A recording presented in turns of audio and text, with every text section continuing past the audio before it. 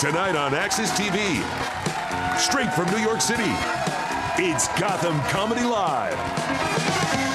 Get ready to laugh with Grayson Morris, Mike Fanoia, Devin Boucher, Jimmy Fela, and your host, Sherri Shepherd. Hey everybody, welcome to Gotham Comedy Live. I am your host, Sherri Shepherd. I am so excited to be here in New York. I don't know what to do. New York is just it. I got an 11-year-old at home. I left food and water for him. I am hanging out with the grown folks. Is what I love. And I gotta tell you, because I don't get to come into New York much because I bought a house in New Jersey. Oh, thank you. Thank you, girl. New Jersey, and I was so excited about this house, and it's across the street from some woods, and I got the security system, and it chirp, chirp, you know, as soon as you come in the driveway, chirp, chirp, you know, when you open up the windows, chirp, chirp. And I was laying in bed the other day, and I didn't hear the chirp, chirp. I heard, warning, intruder, get out of the house. Warning, intruder. And I jumped up, and I was looking for my wig, because I couldn't find my wig. Because God forbid the burglars see me without my hair on.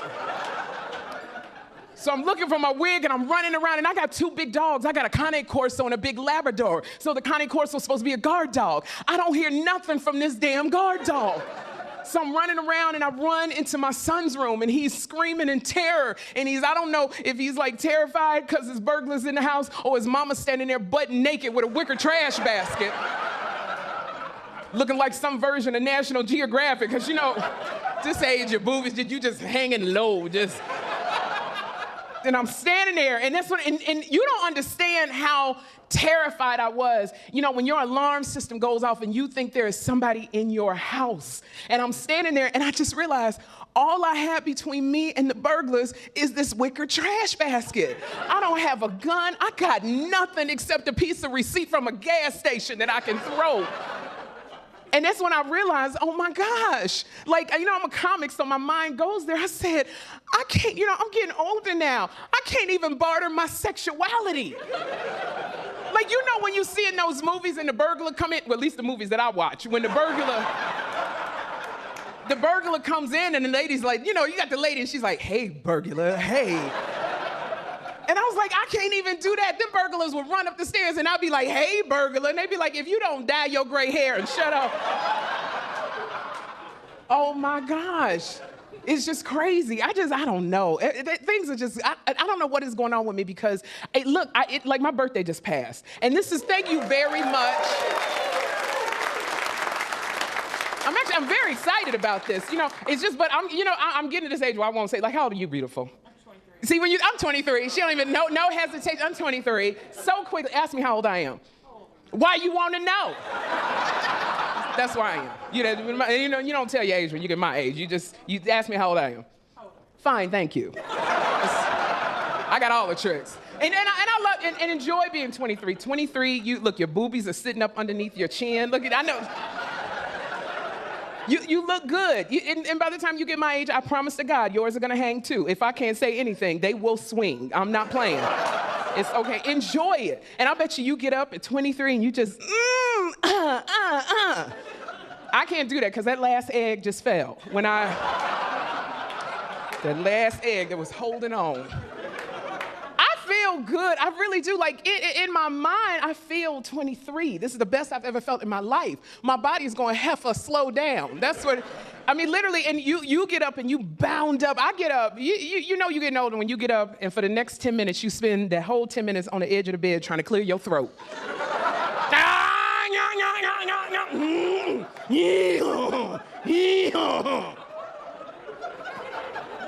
That just happened last Tuesday at 3 o'clock. I don't know what happened to me. And then you sitting there trying to clear your throat and something's wrong with your ear. Then you had this eargasm just from doing your ears. I don't know what is going on. I bet you walk to your bathroom and you get in the shower and you got avocado shampoo, papaya conditioner.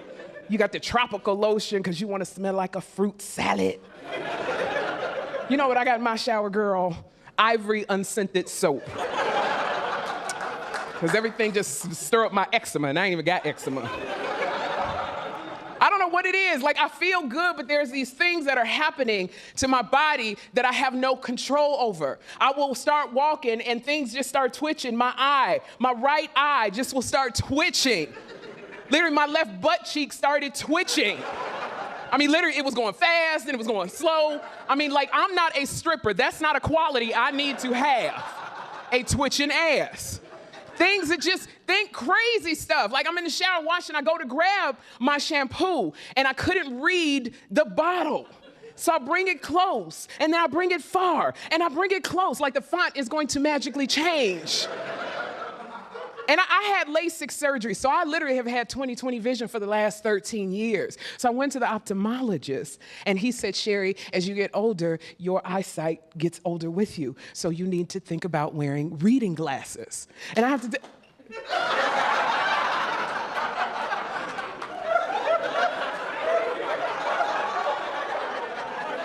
Wow. Is that your husband, girl? That's your friend? Oh, he your friend now. That's what you call him now, huh?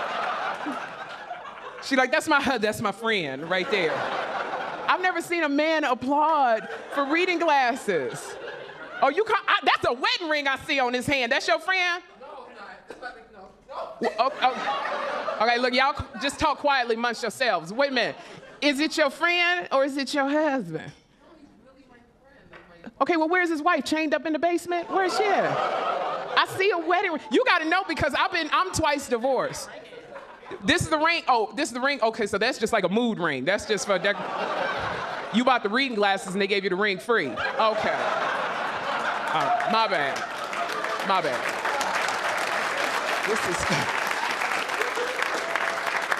I've just never seen a man applaud for reading glasses.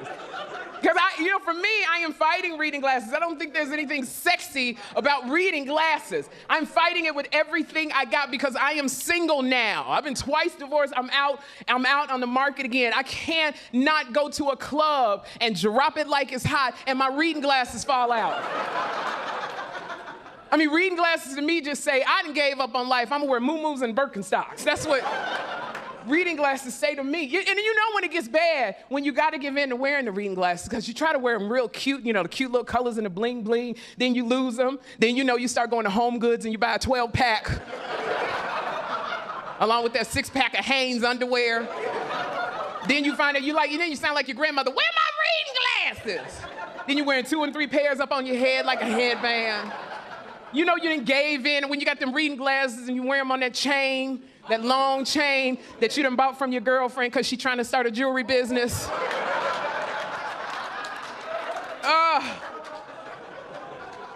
So I'm single now. I can't do this. I'm single. It's like, being single, now I'm in the singles club. And now everybody, I'm trying to get myself out there, but it's hard. When you divorce once, it's okay. Everybody has sympathy for you because they like, girl, he's an asshole.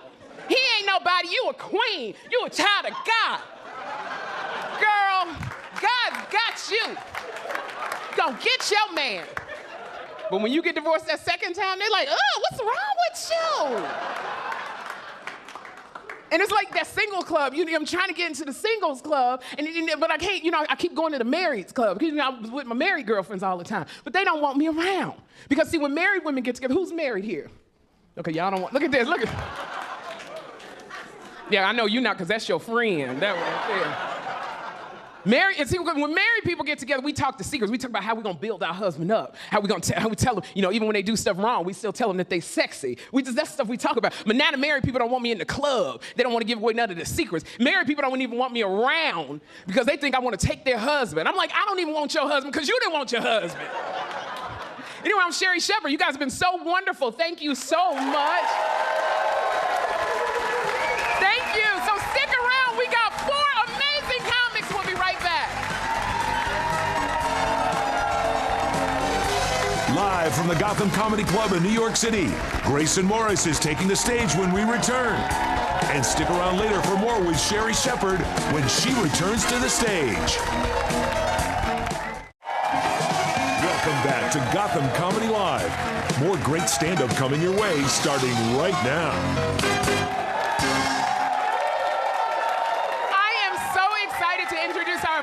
comic. She opened for Louis C.K. and you can see her here tonight. Please welcome Grayson Morris.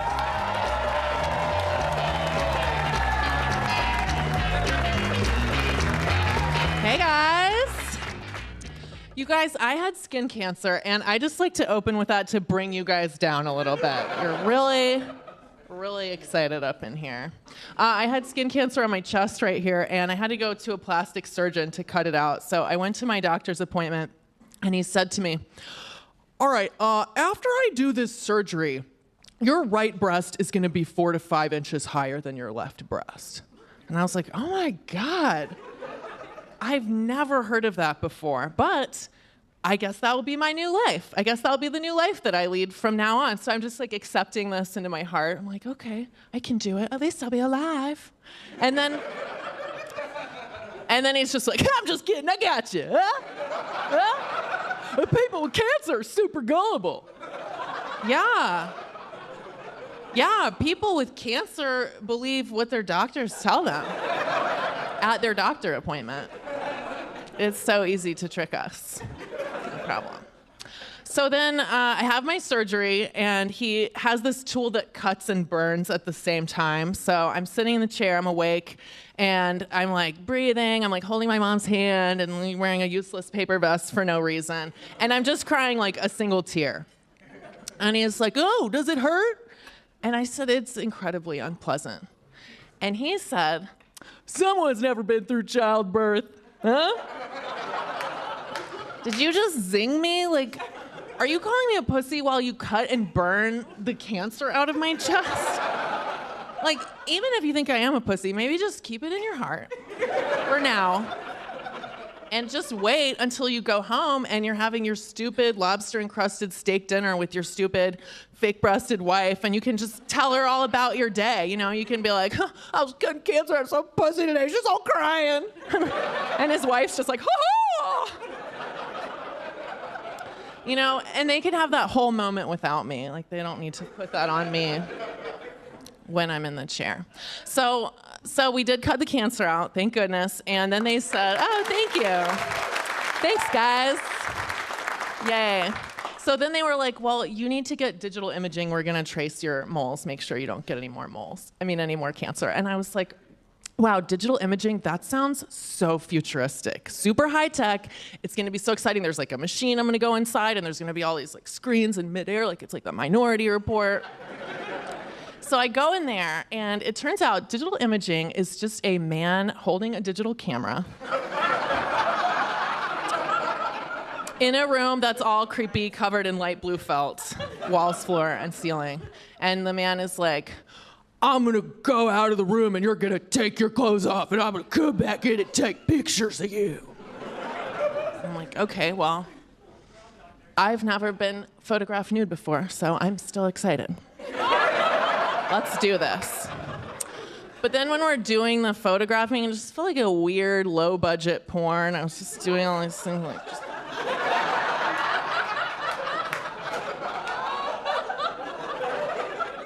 And then there's a woman there with a stick with my name on the end of it that she has to stick in every frame, so she's there too, just...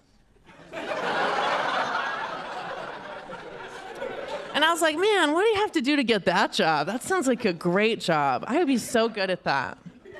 They should hire me. I used to work with kids, you guys. I used to work with 10-year-olds. And when kids turn 10, that is the year where we decide to tell them all the sad truths of our world.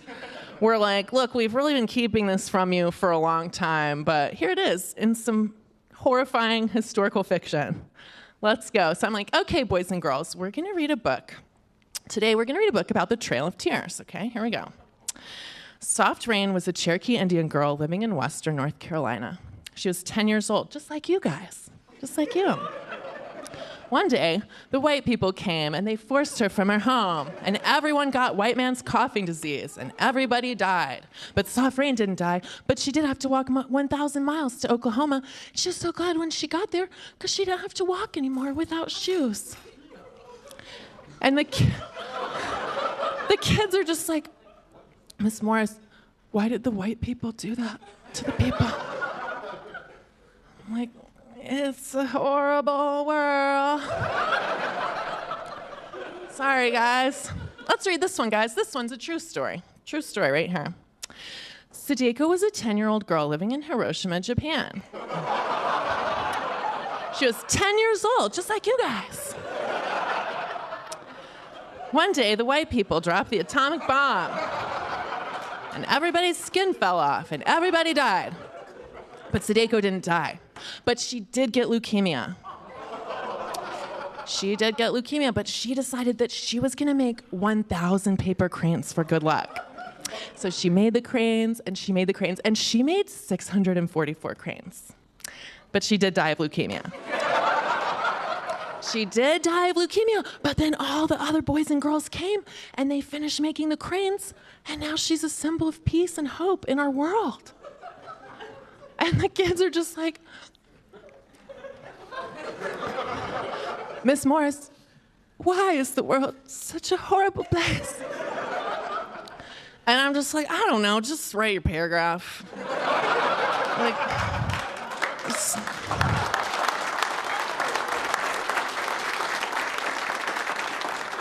they don't pay me enough to explain the darkness. Just write your paragraph, guys.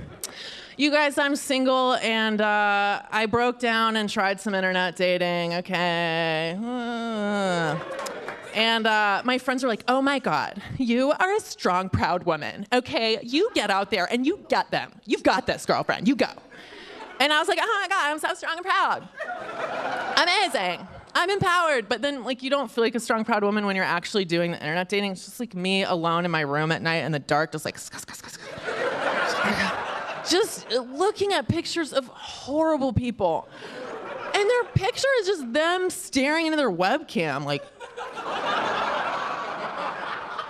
And it's like, what are your interests? And they're like, movies, music, snacks, you? No. My friend broke up with her boyfriend, and she was feeling so sad, though, and I was like, oh my God, you should try internet dating, okay? There's so many fish in the sea. You're totally gonna find someone. So we get on there, and she's just like, okay, well, he has to be taller than me. And I'm like, okay, it's really 5'1", it's no problem. She's like, okay, well, he has to be chubby. He has to have a beard. I'm like, okay, type it in. And she's like, I don't know. I don't even know if I'm ready to date. I think maybe I just want to have sex. I'm like, okay, it sounds like you're looking for a fat guy with a beard who'll fuck you. And you're looking for him on the internet. Let me just, they do have those. No problem. Thank you so much, guys. Thank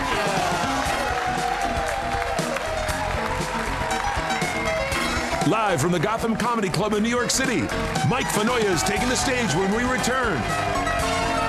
Stay tuned for more laughs on Access TV.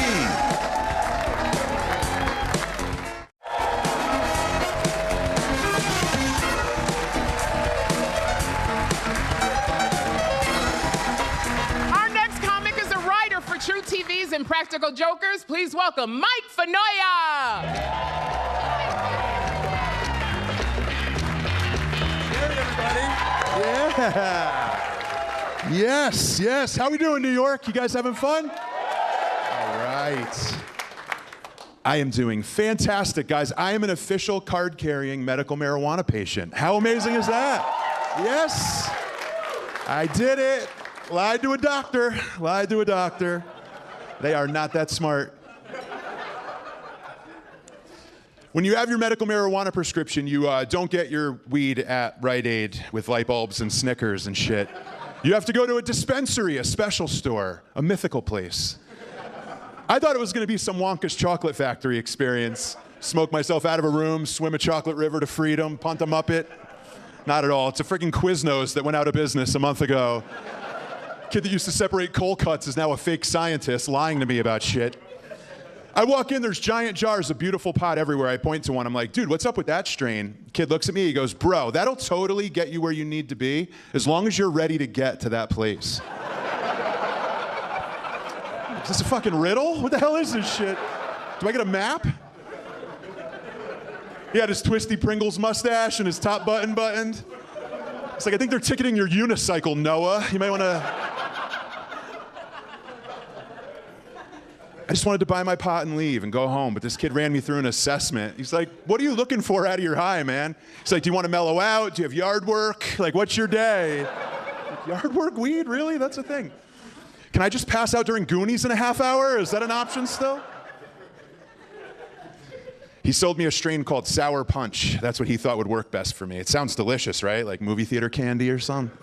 It tasted like a 7-hour panic attack. Is what it tasted like. I think dry mouth and fear would be how I would yelp that weed if I had to. Blew my mind. Now I have a Xanax prescription for after the weed. It's great. Yeah. How is weed not legal? That's the stupidest shit in the world, right? I mean, yeah. Cigarettes are legal, but weed's illegal. That's the most dangerous. That's like, hey, we're going to legalize rape, but hugs are out of the question, 100%. Medical handshakes only. That's 36 years old. Priorities are starting to change a bit. Out loud alone the other day, I go, wow, this is beautiful sleeping weather. Wide awake. Not tired. It was like 4:30 on a Wednesday. I'm talking trash to a Tempur-Pedic bed. You have no idea how hard I'm going to sleep in you tonight. You better tuck those corners in. I'm taking an Ambien. This is going to get ugly. Each day is a new discovery, a new chapter. I found out the other day I don't hate diarrhea. I just hate surprises. That's what I found out. If I know it's coming, I'm in, actually. Phone with a full battery, fresh pack of baby wipes. I'll see you tonight, you know? But it creeps, man. I'm like, wow, I'm really enjoying this cleanse. I just wish I wasn't out of Famous Footwear right now. This is I just want to discount loafers.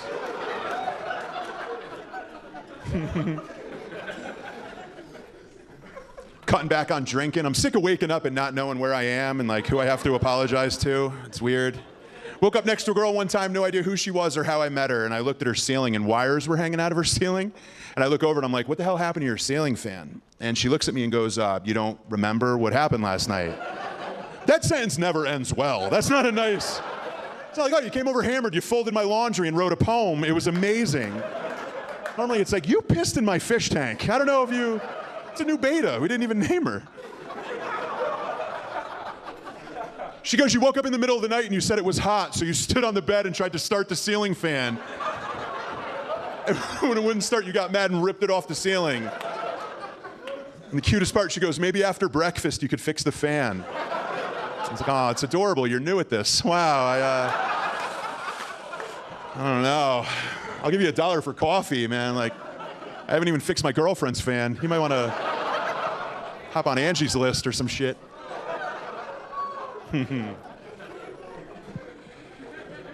Friends with my dad now, and I'm glad we waited. Glad we didn't rush into it.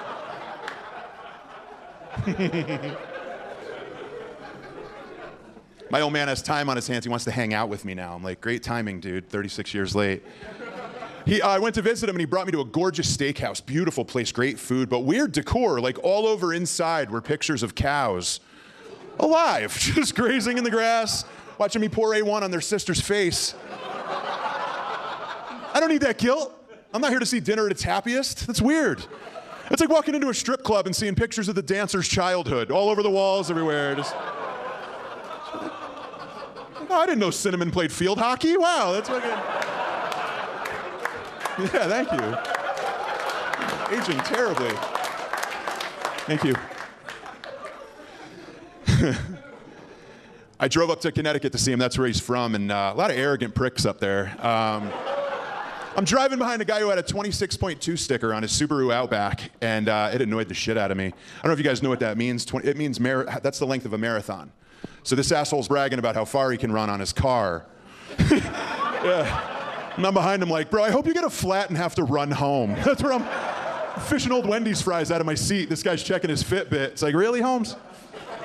The unhealthy aren't doing that, right? Mike, what's that 380 on the Honda? No, that's my total cholesterol, actually. It's HDL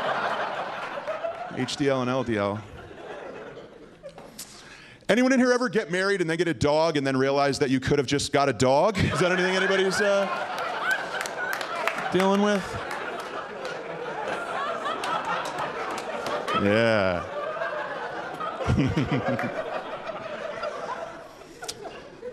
I'm married to a beautiful redhead, gorgeous redhead. I'm glad she's pretty because there's no in between with those people. Redheads, man, you're either smoking hot or a rotten pumpkin. There's just no in between. Little Mermaid and Chucky doll. That's all we're getting from that group. Right? We don't want children.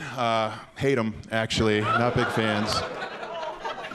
I'm at my sister's wedding and my aunt's like, Michael, when are you gonna have a baby? The family needs a new baby, Michael. I'm like, all right, pump the brakes. We talked about it and we're gonna have a baby the second you die. So, if any of you are gonna have kids, I beg of you, please, easy on these flamboyant baby names. Does anybody agree it's getting out of control? Yeah. I think kids should be boy and girl until they're like 14. Like, let's just figure out what person they are and then name them as a group, you know? Parents go top shelf name right away for these frumpy, pasty, mediocre, forgettable children. It's like, I'm at the airport the other day and there's this shitty little weird idiot running around, knocking stuff off shelves. His mother goes, Braden, come here, Braden. Like, you went with Braden? This kid's barely a Frank, and you went with Braden? I'm Mike Fenoya, guys. Thank you. Enjoy the rest of your night.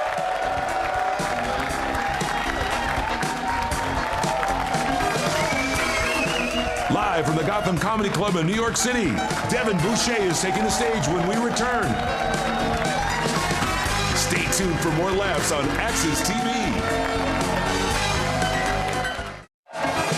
Welcome back to Gotham Comedy Live. More great stand-up coming your way starting right now.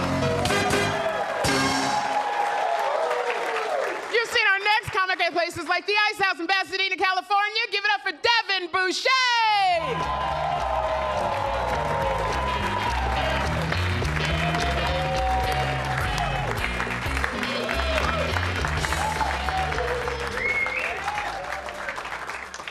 Woo! Thank you, thank you. You guys look great. You having a good time, huh? Woo! I'm having a good time watching you guys. Oh my goodness. I'm so happy to be here. You know what? I am so happy to be here. I went out and bought a new bra for the show. Yeah, I did. But the question is, do they look good? Yeah? Are they up there though? Yeah? All right, good. I think I'll keep it. I mean, you know, because the bottom line is, you need the illusion, right? With a good bra, you need the illusion that you have a waistline, right? Because the other day I measured myself and it said 46, 46, 46. And I realized I was shaped like a fucking cylinder. And the only way I was gonna get away with that is to have a really good bra. So that's what I did. I went out and got me a really good bra so that I can, you know, show off my waistline, because I did lose 50 pounds last year. Thank you. Thank you. I'm happy about that. I really am. It was a lot of hard work, but I did it. I'm also newly single. Woo! Now that's a good combination right there. Newly single, 50 pounds down. Oh yeah. You know I'm ready to mingle right now, right? Yeah, I'm all sexy and shit. What? Watch out now. But I originally wanted to get right back out there and start dating. And a friend of mine gave me some really good advice. She said, take time out to find yourself. So I did. I also found my G-spot.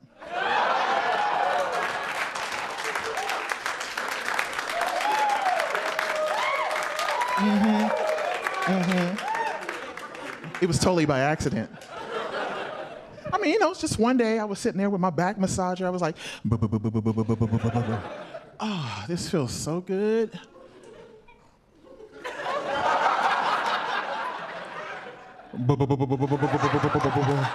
Oh, this feels good. Woo! Needless to say, I was devastated when it burned out.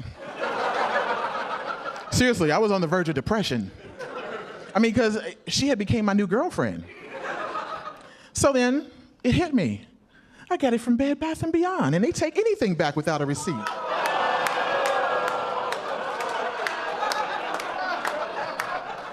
So I'm standing in line, and I'm like,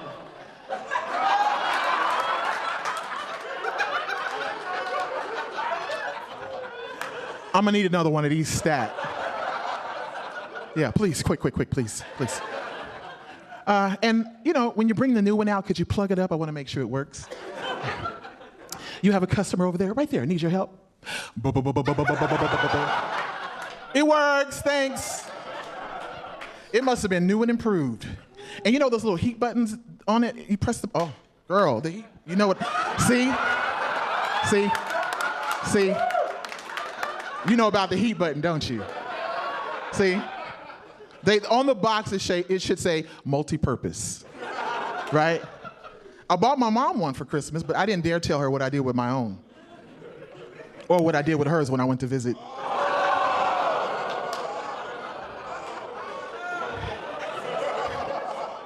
Anyway, so I've been single now for about 2 years. And I decided I wanted to get right back out there and start dating.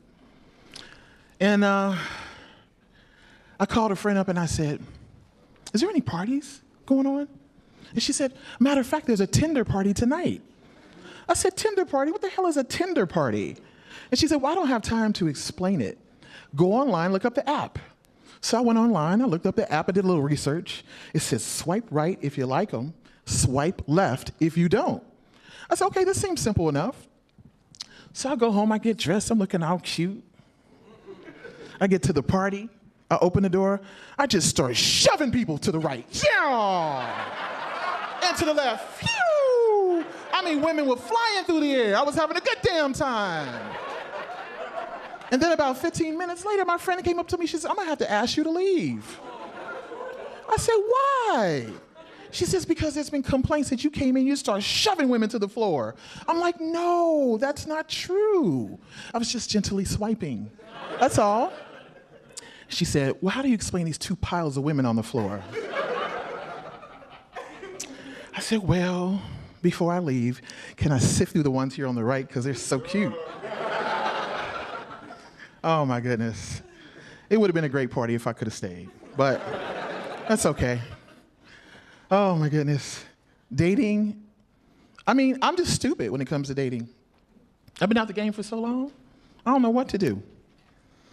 But anyway, a friend of mine called me up the other day and she said, girl, I have incontinence. I said, incontinence? You mean like when you sneeze and you laugh and you pee all over yourself? She said, yeah, but you haven't heard the worst. I'm like, well, what could be worse than that? She said, I have to get a pelvic sling put in.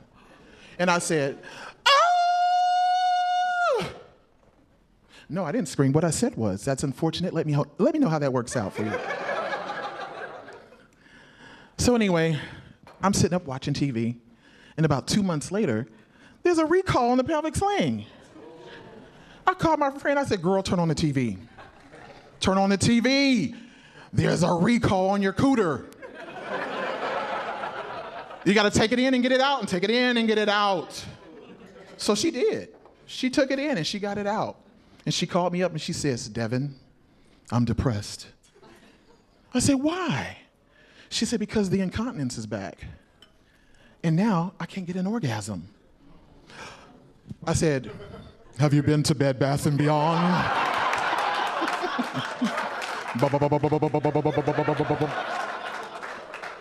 She can borrow mine, because I got the new and improved version, evidently.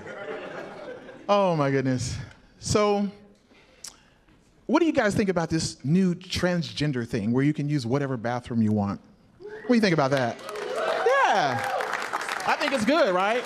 Especially for me, because I can pee whatever hair I want. But the bottom line is, there's women still tripping. I go in the bathroom and be like, excuse me, sir. You're in the wrong bathroom. Excuse me, sir. You're in the wrong bathroom. And I'm like, bitch, my titties are bigger than yours. Seriously, sometimes you just gotta put them in check. Thank you, you guys have been great.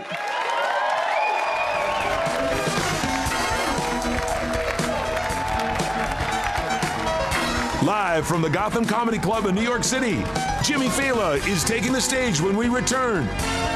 Stay tuned for more laughs on Access TV.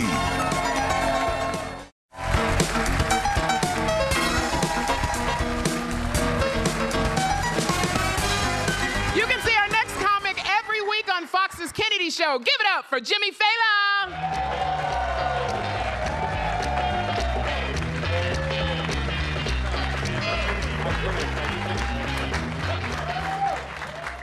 Hey, good to be here, A wild time to be a comic, I gotta be honest, because the world is changing. It is changing fast. Time magazine put out an app today that tells a little baby what their name would have been 20 years ago.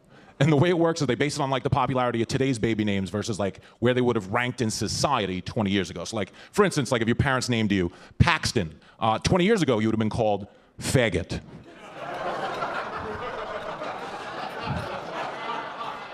By your teachers, your coaches, your friends, because it was a tougher world and it was a better world, goddammit. You don't have to laugh, but it was a better world.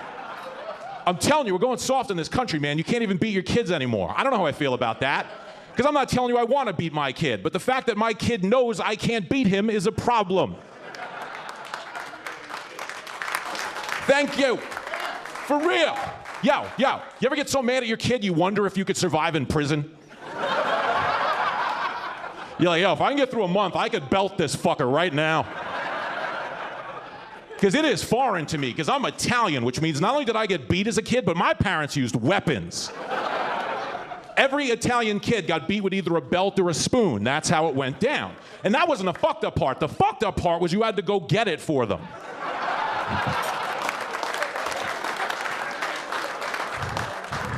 Do you know how traumatic it is to go get an inanimate object that you know is going to destroy your life? It's the closest thing to buying an engagement ring, I can explain to you. But we behaved because we were scared, man. You ever been to a playground nowadays? Those kids don't give a fuck, man. The moms are like, Atticus, Gulliver, get down from there. Kingston, you're making mommy very upset. And the kids are like, yeah, blow me, you stupid bitch. What? Like if somebody invented a time machine, the best thing you could do for society would be like put today's kids in it and dial 1982. You know that? Right? Kid can walk it out in someone's living room all sassy like, a VCR? I don't want to watch a VCR, mommy. It takes all day. I'm not watching. And some parent would just throw a shoe across the living room. Shut the fuck up. Shut up. It might not even be the kid's parent. It might be another parent. Like, yo, do you remember when George Bush was president? He was over in Iraq and someone threw a shoe at him and he fucking dodged it? Yeah, that's because he got beat as a kid.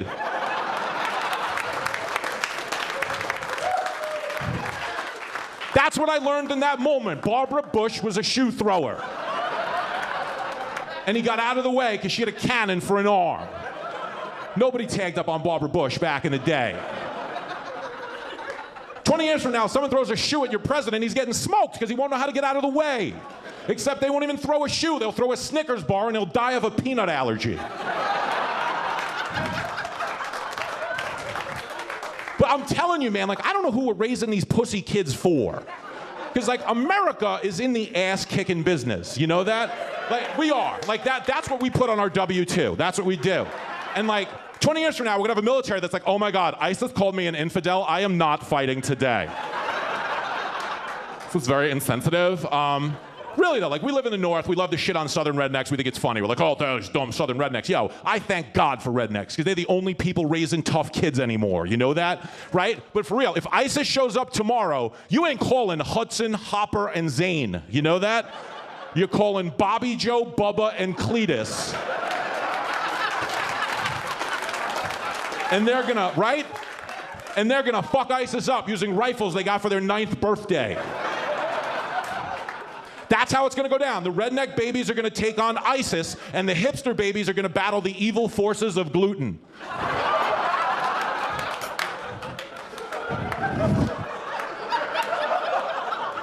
But it's true. Like, I think all of these things we're trying to do in the name of, like, political correctness are hurting us as a people. Like, I really feel that way. Like, I read a study the other day that 40% of elementary school children in America are obese, but they're not doing anything about it because they don't know they're obese, which is what happens when you eliminate bullying.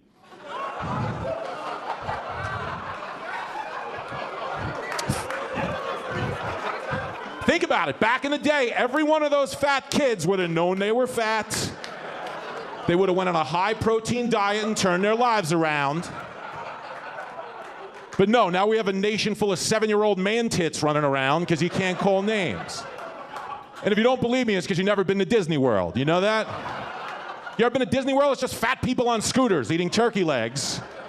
And they're picking out because nobody tells them. Back in the day, if you had something wrong with you, people just told you. You know what I mean? If you had a fucked up eye, your teacher told you you had a fucked up eye. Yeah, you saved up some money so you can get that shit fixed in your 20s and get laid at the reunion, you know?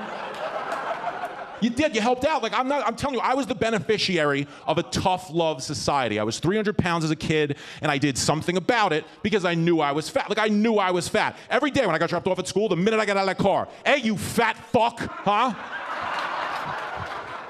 How much you can eat today, you fucking animal, huh? I'll be like, all right, Mom, I'll see you at 3.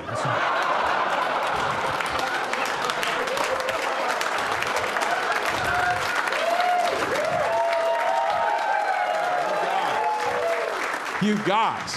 But you could do that, you know what I mean? You could like fuck your kid up a little, improve shit, you know? It don't work like that anymore, man. Like, you can't even give out birthday invitations at school anymore. Did you know that? Because they don't want to upset the kids that don't get invited. Yeah, I say give them out anyway. That'll teach those kids to get their shit together, you know? Yeah, maybe if you stopped eating your dandruff, you'd get an invite, Bradley. Defense wins championships, you know? Coach T-Ball, they sucked. Last game of the year, the guy gives me a box of trophies. I was like, hey, fuck that, huh?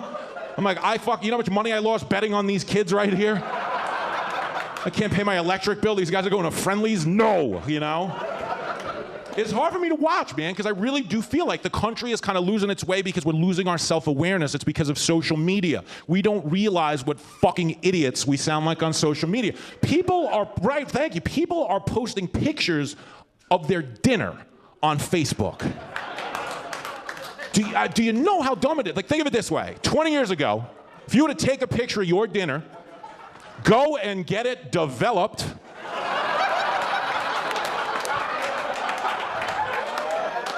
and then drive back to a group of people, they would be like, what the fuck is wrong with you? The fuck is wrong with you? They wouldn't even know what to say, because the only people who ever told you what they had for dinner were kids with Down syndrome. That was it. Yeah, my neighbor Ricky. Hey, Ricky, how you doing? I had a hamburger with ketchup.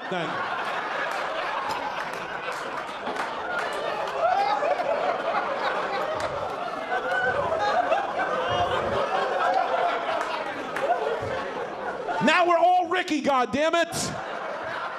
And some of you aren't laughing because you're deleting a burrito picture right now.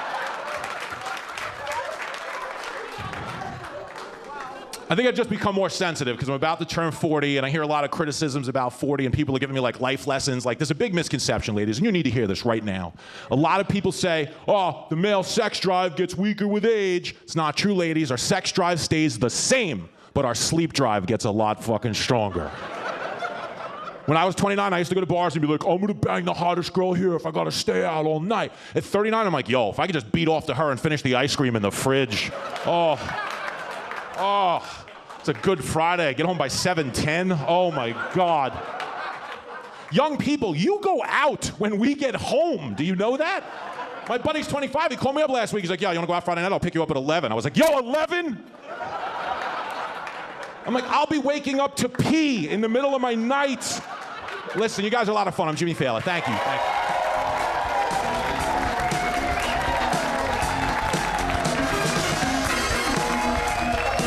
Live from the Gotham Comedy Club in New York City, Sherri Shepherd is taking the stage when we return.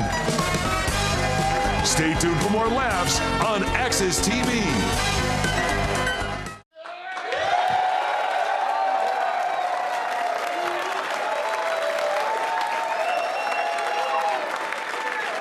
So, oh my gosh. Did you guys have fun? I had so much fun. These damn comics keep you on your game. My gosh, they were good. Give me another hand, because they were so funny. I get inspired by watching the comics because I got to go find another job, because I used to be on The View. I don't know if you ever saw The View. And I did. That was like, it was 7, 8 years. It was the best years of my life because I got to do things on The View. I got to meet people that I never, ever met before. I mean, just my crushes. I got to meet Prince when I was on The View. Like, literally. I got to meet Prince, and it was so funny because he's a friend of Whoopi's, and she used to bring all these celebrities on the stage, and we were doing our Hot Topics, and I saw Prince out the corner of my eye. I thought it was like a strippergram, like they had hired a celebrity, and I saw him out the corner of my eye, and then she said, no, it's Prince. And I just was like, I was verklempt. I'm freaking out because this is Prince. Prince is one of my crushes. I've been to every concert, Purple Rain. I had all my Vanity 6 gear, which I used to wear when I was married. I kept it. I had everything. And so he came and he sat next to me. And you don't understand, when your crush, whoever you meet, whoever's your crush, you've got to tell them what you think. So Prince was sitting next to me, and I sniffed him. Because I wanted to know, what does a Prince smell like? It's like lavender and Purple Rain, just smell so good. And then it was embarrassing, Whoopi. And then I told him, I said, Prince, I've wanted to make love to you my entire life. You better tell I didn't know he was gonna run off the stage, but I told him how I felt. He told me he loved me too. I mean, I made him tell me that, but he said it. He did. I said, tell me you love me. He said, Sherri, I love you so much. And I was like, oh my gosh, I think I'm pregnant right now. I just love him. You guys, I was so amazed by these comics. I just want to bring them back up. Come on to the stage.